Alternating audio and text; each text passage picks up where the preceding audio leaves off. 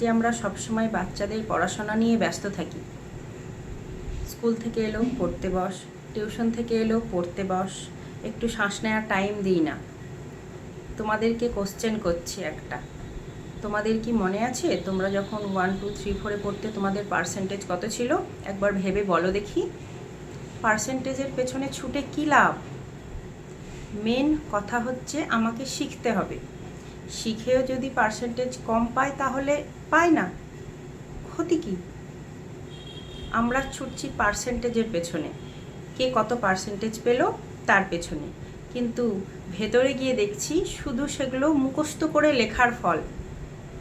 আসলে বাচ্চাটা শেখেইনি 2 2 এ 4 হয়, 2 2 এ 4 হয় সেটাও মুখস্থ করেছে।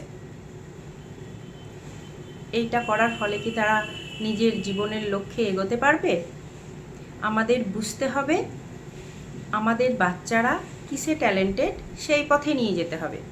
বেসিক জিনিস পড়াশোনা সেটা তো করাতেই হবে, কিন্তু ভালোভাবে শিখিয়ে।